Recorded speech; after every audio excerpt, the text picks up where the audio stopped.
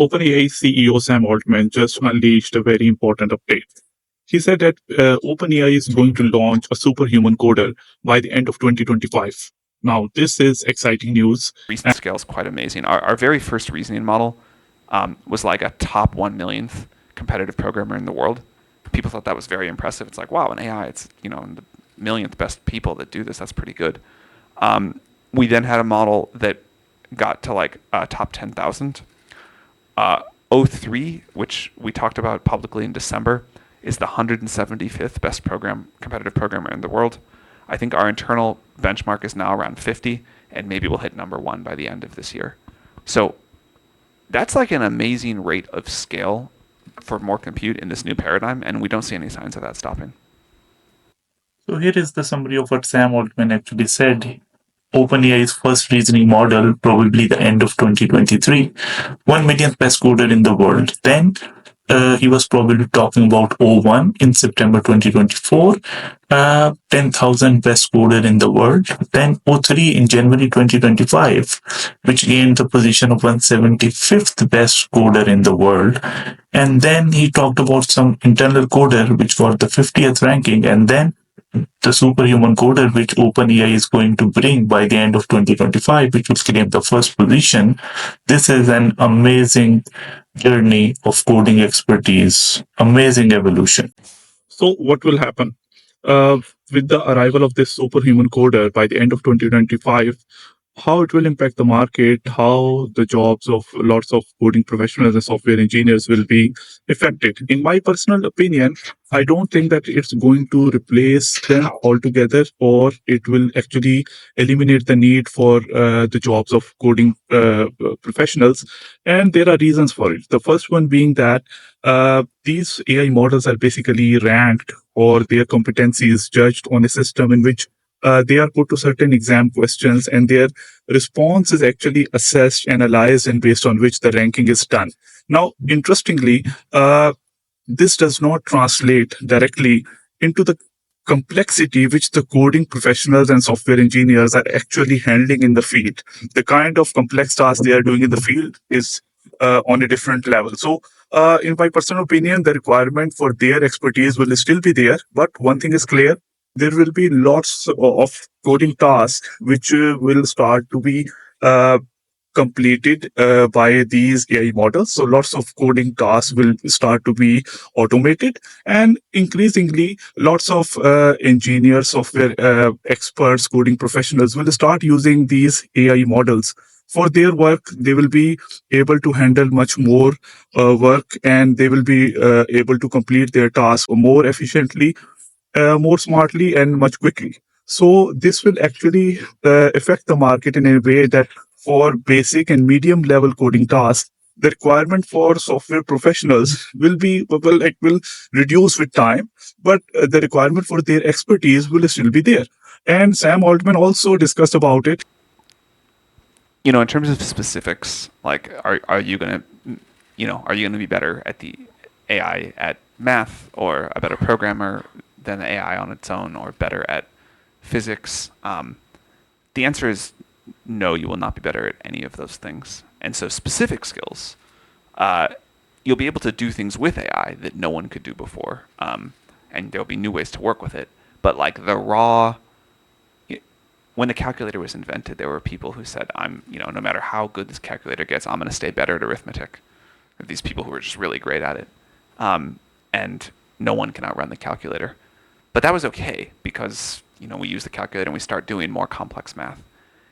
In any given area, it will be the same thing. You will not outrun the AI on raw horsepower. That's over. That's probably over this year. But using the tools, you can do all sorts of new things that will just not be possible. What I think it's going to be like is that every person has access to, as if they ran the best, most competent company on earth. And you can go in the same way that if you ran that company, you can come up with ideas and ask the people that work at the company to do it and figure out how to orchestrate that. You can do that with AI. So everybody can go do that, and amazing new things will come out of it. But the skills that you need in that world are figuring out what people want, sort of creative vision, quick adaptability, resilience as everything is changing around you, and the sort of learning how to work with these tools to do way more than people could without it, but not trying to say like I'm going to outrun the calculator. Sam Altman also discussed about the idea of co-evolution of society and technology. His team discussed a very famous book by a Wharton professor named Nathan Malik. The title of the book is Co-Intelligence, 100 pages book. Here's what they say. I think coevolution of society and technology is the exact right framework. It's not. I think that the wrong way to think about it is just like this thing is going to happen. It's going to and like it's going to beat us at everything. What will happen is it'll be like step by step evolving together, and what we do will be unimaginable to people that used to have to work without this technology. Like think about what someone can do today relative to what someone was capable of 100 years ago or 1,000 years ago. The sort of the possibilities go up, the expectation goes up too, and you have to learn how to work differently with these tools. But I think the ceiling is going to be very, very high. By the way, there's a book. There's a book called Co-Intelligence by a Wharton professor named Ethan Mollick. It's short. It's about 100 pages, but it's got a lot of really thoughtful writing about how he teaches with AI and how students can think about working with AI. I think it's well worth the read. Sam Altman also discussed about the idea of rapid deployment of AI. He mentioned certain fields in which AI is already giving good results and is going to be a game changer. He named space and education particularly. Yeah, thank you. Education is one of the few areas we care about most. It's amazing to see already what's happening, but I think every student in the world, every person in the world can get a better educational experience than the best educational experience available today. If you see what's happening with their early personalized tutoring, companies that are building on top of technologies like ours to sort of like help people learn in whatever the best style is and wherever their weak points are over their whole life, I think that's going to go very far. Students are some of the biggest users of ChatGPT, and it, I think, so naturally appeals to it so naturally works for education. I know that not as much there has happened in Japan, but I'm excited and would encourage you all to go build those things. About brain-computer interfaces, by the way. Yeah, so actually before I came to OpenAI, I was working at a company called Planet that builds satellites and images the whole world every day. And the most recent satellite that we launched has a GPU in it and is meant to run AI models in space in order to more quickly send down results and things like that. I agree with you. It's challenging because we're releasing a new model every 3 months at this point, and your timelines for space are much longer. But as models we are getting better at putting more and more power into space. Rockets are getting bigger, so you can launch bigger satellites, bigger solar panels, and models are getting smaller, so you can run them more efficiently. So I think the answer is that everything is converging to there being more AI in space, and I think that's a pretty cool outcome.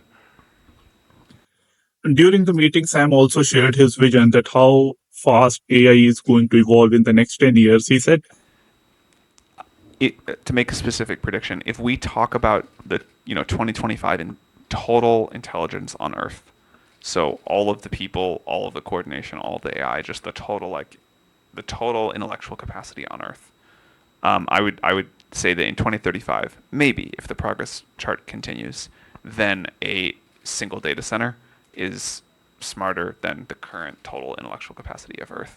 Now, in practice, you have to freeze it in time like that, because what's going to happen is we're going to learn all the way along there, and we're all going to individually get more capable. Our companies are going to get more capable, and that thing won't seem that impressive anymore. But if you could compare 2035, one big data center, to 2025, all of Earth, I think it would be astonishing.